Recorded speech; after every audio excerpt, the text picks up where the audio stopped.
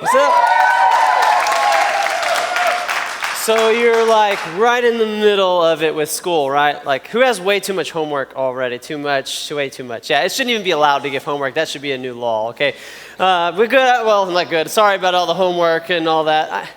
I remember when I was your age, I was in school, or actually when it was summer and it was almost school. Can you remember summer? Yeah, you remember? All right. It was summer, it was almost school. I was always excited that the school year was starting. Okay? And it was not because I liked class, it was because my friends were there, right? And there was friends that some of them I hadn't seen all summer. Did you have some of those people in your life? In fact, there was always the weird stuff that would happen. Like it would show up and one friend would be like a foot taller than they were. Did you have any of those friends where like a guy suddenly had a beard and you're like, what?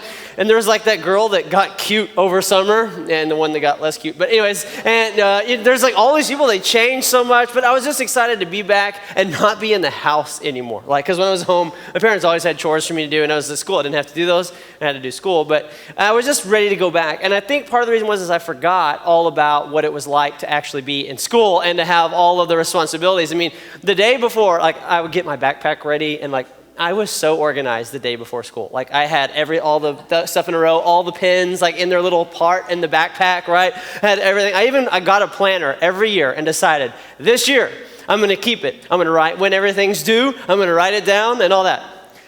How far are y'all in? Like 2 weeks now? 2.5, 3? I don't know.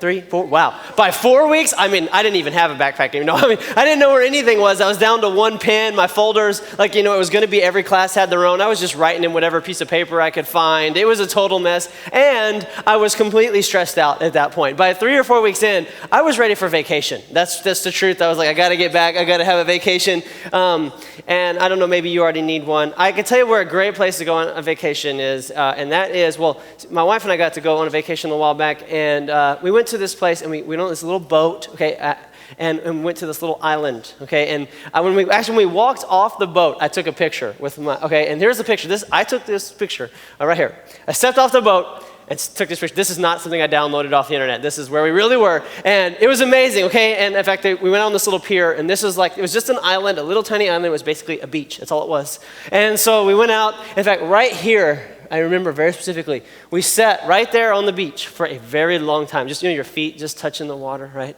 And we were just sitting there.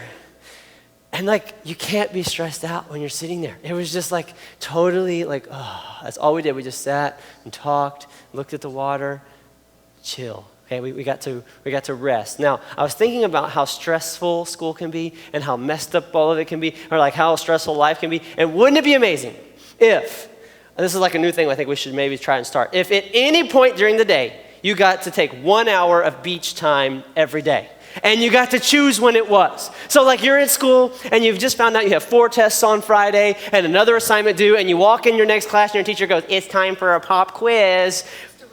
Beach time, all right? Time out, beach time, and you just get to go to the beach right then, spend an hour on the beach, then you go back, you're like, all right, I'll take that pop quiz now, I feel good, okay? Because you would feel so much better. Or maybe you're hanging out with, Bae, and Bae's being a brat. Y'all still say Bae? I don't know. You're hanging out with your BFF, and your BFF's being a brat now, okay? And you're about to say that thing is going to ruin your friendship. It's just about to come out of your mouth, and beach time, okay? You go, you sit on the beach for an hour, you come back, you're like, I'm not even mad anymore, okay? I feel good. I got to rest, all relaxed.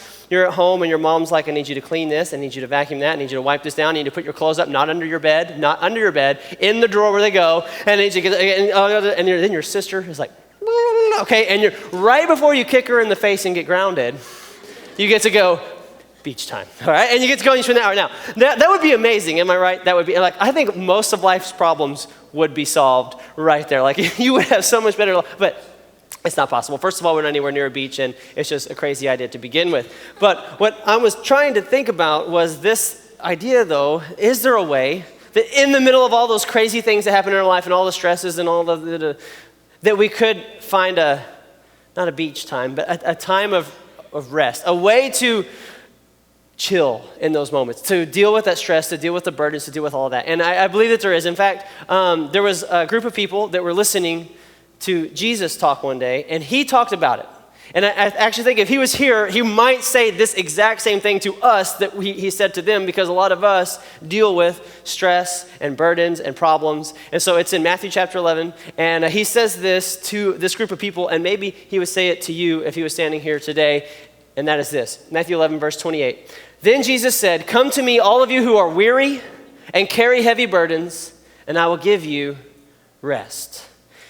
Weary and heavy burdens. You ever feel weary? You know, it's kind of like when you would say, I've had it, I don't want, that's enough, that's all I can take. Like, have you ever felt that way about something? Like, that's it, I'm done, I can't take it anymore, I can't take this anymore, I can't take you anymore, I can't take this class anymore, I can't take this situation anymore, that's all, I can't take it. You ever said, I can't take it? You know what I'm talking about? That feeling is like, okay, I've had enough of this. I've had all of that I can take. Maybe it's all of these friends who are being that way, or all of this whatever homework, or all of this the way my family's been acting. I'm just weary. I'm just tired of it. That's what we say. I'm tired of it, right?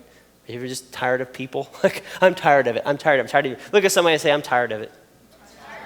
It's okay. Sometimes we've been tired of it, okay? And maybe you feel tired of it. In fact, I kind of feel some of you are kind of tired right now. You're like, I'm tired of everything, okay? You feel tired of it. We feel weary. And this is what he's saying. Hey, those of you that are tired of it, I want to give you rest.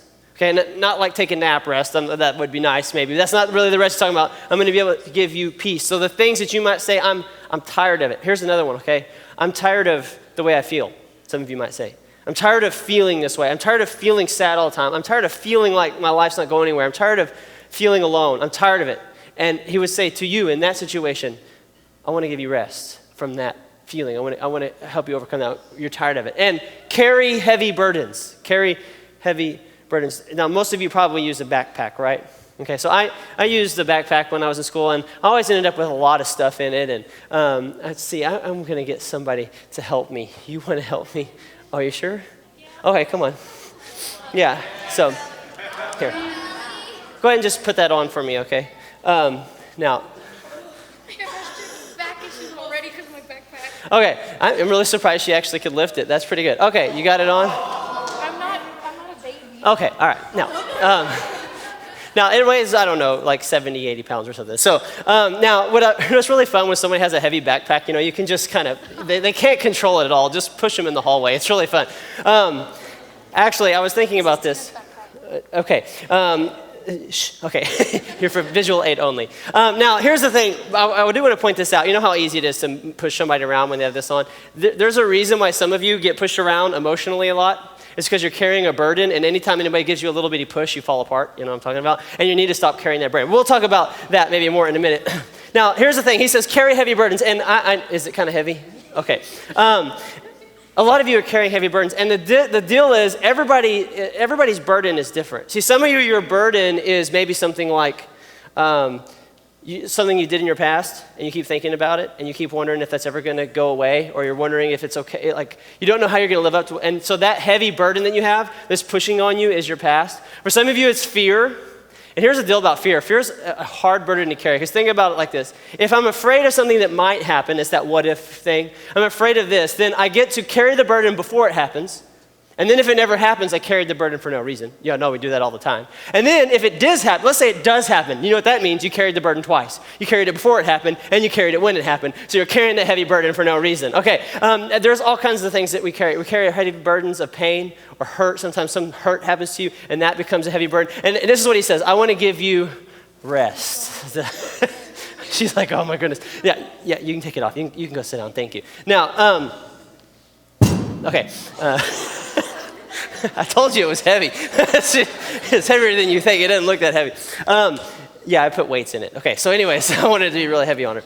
So, she could do that for a little bit. And sometimes we carry a burden for a little bit. And the thing is, if you keep carrying it, you end up wearing out. You wear that around the halls all day, and you run around with that all day. Your back's going to start to hurt. You're going to get sore. You're not going to be doing very good. And so we're not supposed to carry those burdens. And everybody's burdens is different. In fact, I was preparing this last night, and I got this notification on my phone.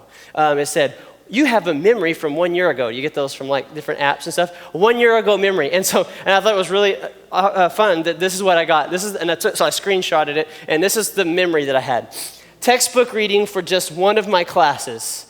1,550 pages, okay? And actually, so this was one, I was taking some classes last year, and this was one class I had to read all of these books, plus there's actually 3 more that weren't in this picture, and I had to write a 10, 15-page paper and a 30 to 35-page final. And here's the deal. You see all these little dots? You know what those mean? Stress, stress, stress, stress, stress, stress, okay? And a little bit stress, stress, stress. And because every time I would look at this stat, I would just start to get so stressed out, right? And maybe you feel that way sometimes. You look at all the stuff you got to do. It's like, how can I don't know how slow I read, okay? Like, I was like, I can never read all of this. This is not going to happen in one semester, plus my other class. And so, and now, of course, now I look back at this, and then really, that is kind of a small burden compared to a lot of the burdens that maybe you're carrying, or even burdens that I've carried. But we all carry different burdens, and we all have those things in our life that are weighing on us.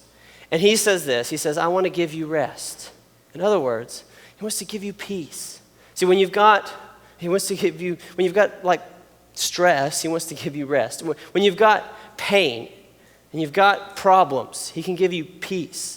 When you're hurting and you've got all that, he can give you healing, okay? And so he wants us to have that rest in our soul, rest in who we are. And I want to help you understand how to have rest, because we all need it. We all carry burdens and we all feel weary. And so let's figure out how to have rest. He says this. It's pretty simple. He says, come to me.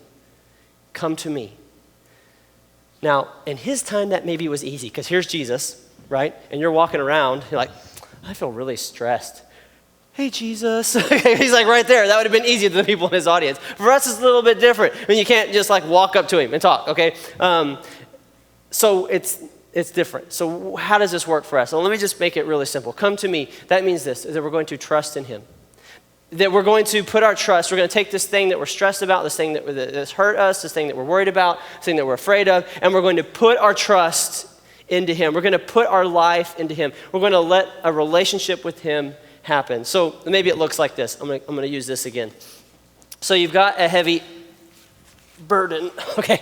You got a heavy burden, or something that's weighing on you. And so we're going to come to him, and we're going to trust him with it. We're going to give it to him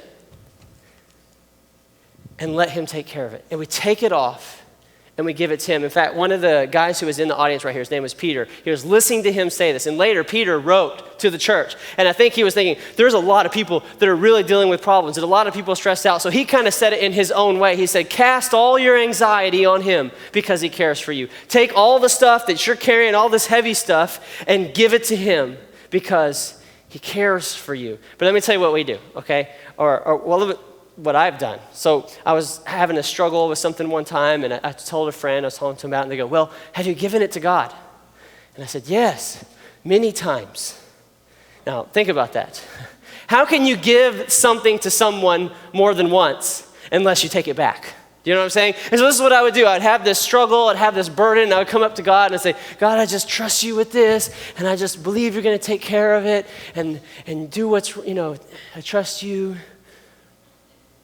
Well, if you're not going to do anything about it, I'm just going to take it right back. And I would carry it around some more, and I get tired of it again. I come back to church, and I give it to him again, and I would say, okay, I'm going to trust you. And over, and I'd just pick it back up. And I'd give it to him, and I'd pick it back up, and never actually trust him with it. In fact, I was talking to AJ about a couple years ago, when he was going through a rough patch, and a big part of it was a relationship thing that he was struggling with, and he needed to give that relationship and that situation to God, and this is what he would do, okay? So he was carrying that burden, right? And he would come before God and say, God, I'm going to give you this relationship, I'm going to give it to you. Yep, I gave it to God. He can't take it, but I've given it to him, right? And then a little bit, and then he carried around some more, and then he would come back, and then he'd get real convicted. And so he'd say, okay, God, I'm gonna let go.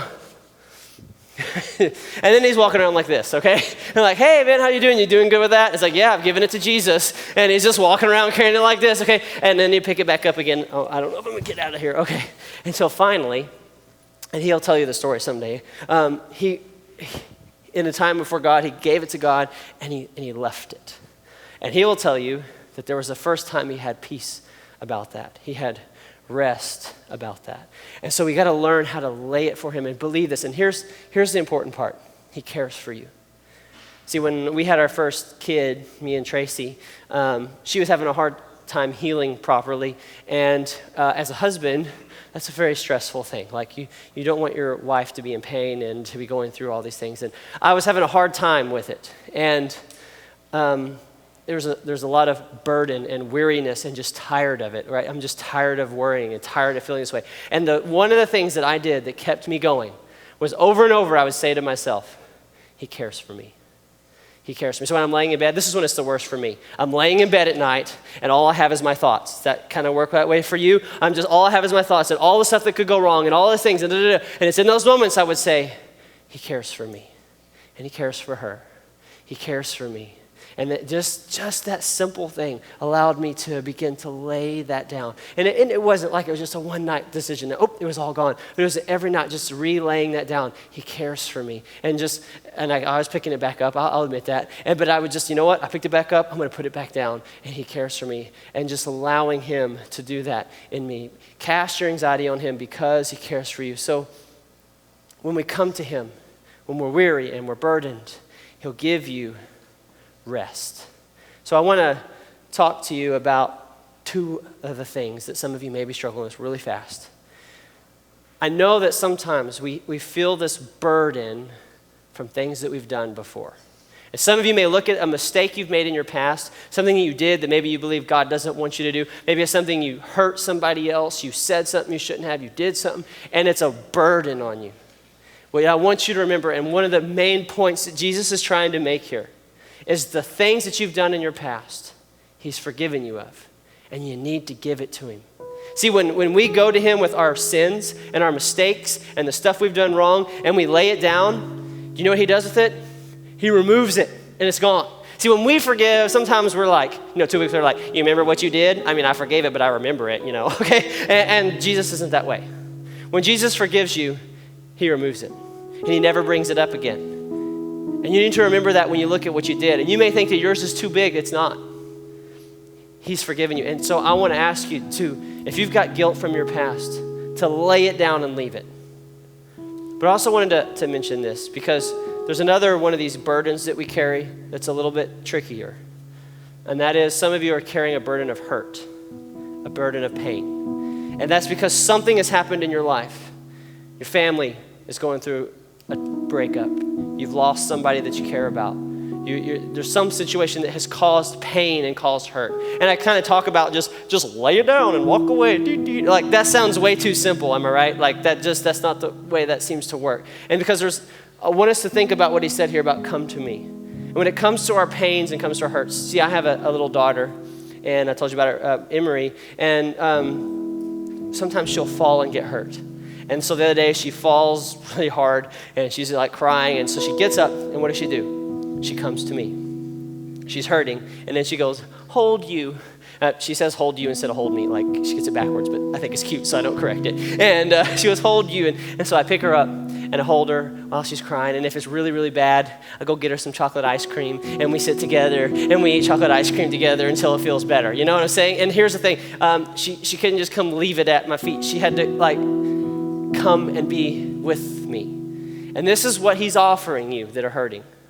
That you can come and be with him. To not be alone in your pain. That you can come to him and have a relationship with him. And it's in that relationship that you find rest. That while you may be hurting and you may feel pain, with him, he'll be there with you. And suddenly you're not alone anymore. And you're not facing that pain and that hurt alone anymore.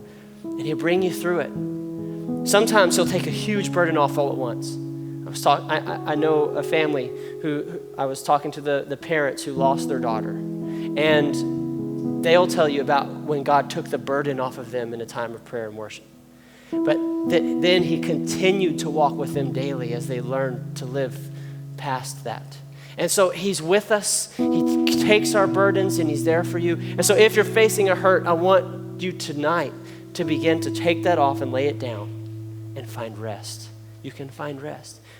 So maybe some of you don't know Jesus. You don't have a relationship with him. I want you to know that there's rest available, that there's peace available, that he wants that for you and you can have that. And it begins by coming to him and beginning a relationship with him. In just a second, we're going to sing part of a song together. And if you want to come to him, I want to let you know you have the opportunity to do that. If you have never put your trust in Jesus, you never began a relationship with him, this is what I want to ask you to do. There's going to be other people going back for prayer. And during that time, go to one of those people that are praying and just say, I want to make Jesus the Lord of my life. And they'll pray with you. And you will begin that relationship with him where you find rest. So in just a moment, we're all going to stand and we're going to sing part of a song, and many are going to go back for prayer. And if you have never begun a relationship with Jesus and you're like, I'm ready to do that, just go to the back and say, I'm ready to give my life to Jesus. And they'll pray with you. But I know that others of you have your relationship with God. You believe in him. You've come to him before, but you're still carrying a burden. And so I want to give you the opportunity, as we're praying, to go back and lay that burden down. In fact, maybe you won't even envision that burden is in your hands. And you're going to go and you're going to tell that person, I need prayer for this. And as they're praying, you can just open your hands and just believe that burden is coming off and coming out. And you're going to find rest. You're going to find peace. You're going to find something new in you. Father, I thank you that you love us all so much. I pray that your Holy Spirit would begin to do a work in hearts tonight, that we would find your rest. In Jesus' name, amen.